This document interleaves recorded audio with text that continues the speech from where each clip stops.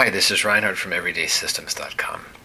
It's been a year just about since my last podcast episode.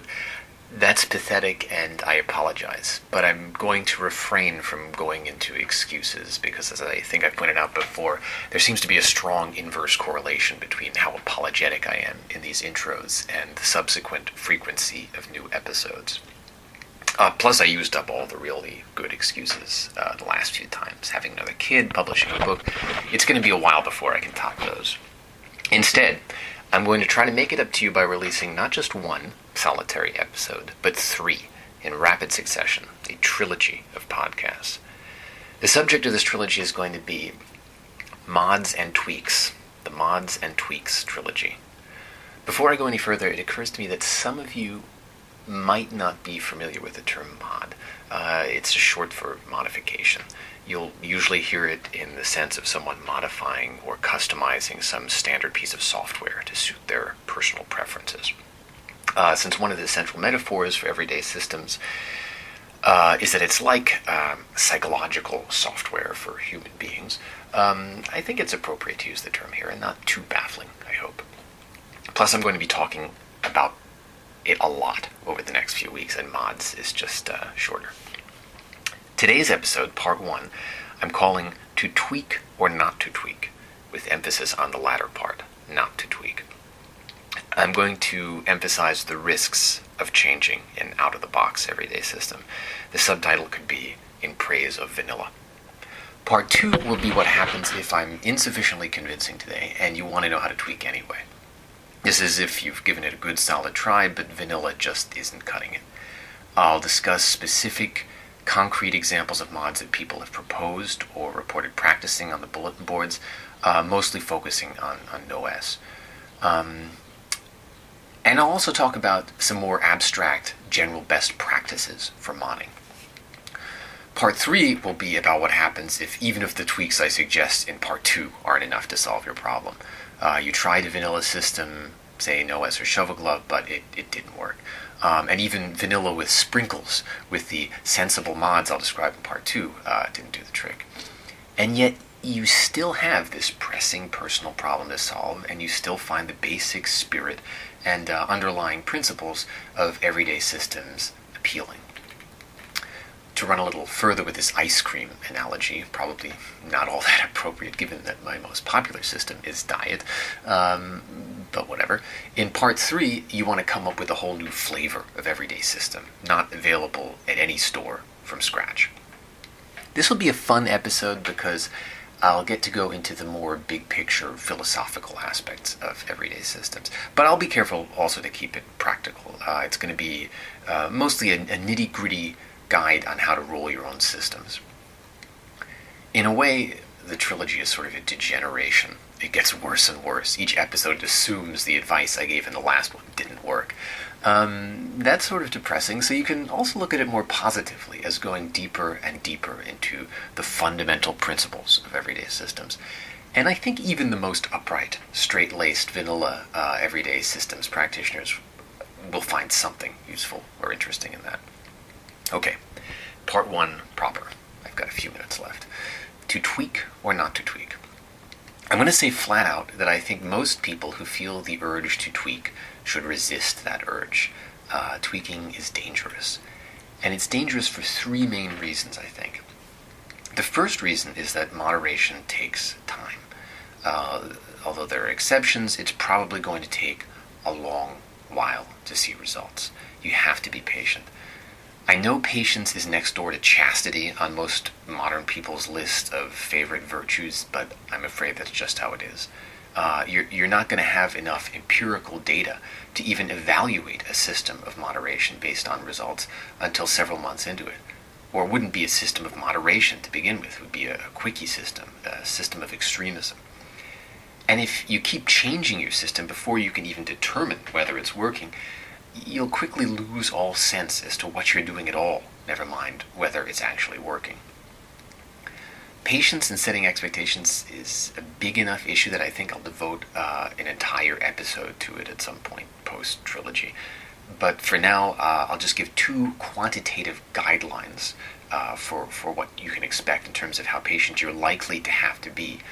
For diet, Brian Wansink, author of Mindless Eating, gives this figure that I like to throw around of half a pound a week as a reasonable expectation for sustainable weight loss. That's not a minimum, that's an average. And it's not much.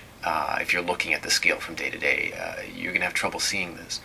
But over time, if you give it time, it can add up to something tremendous. And it's sustainable, which is the key point. Obviously, this number is going to vary a lot on a case-by-case basis, but I think it's useful in deflating the crazy expectations a lot of us have thanks to magazines and TV charlatans. For exercise, here's a similar quote from Dr. William Kramer, a kinesiology professor at the University of Connecticut, taken from a New York Times article on January 2009. Here's the quote. "To make a change in how you look, you are talking about a significant period of training. In our studies, it takes 6 months to a year."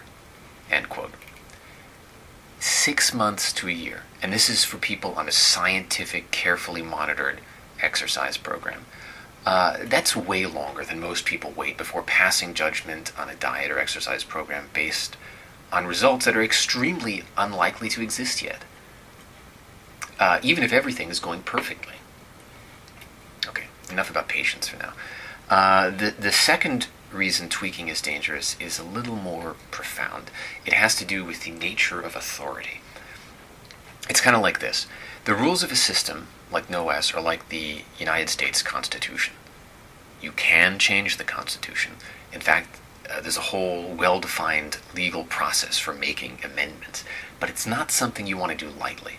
Because if you do make changes lightly, the Constitution would cease to mean anything. It would no longer have any authority. If there's no difference between the rules and whatever you feel like doing, you become like some petty dictator in the banana republic of yourself. The laws, if they exist at all, don't govern anymore. They just legitimize your arbitrary actions. They're not really laws.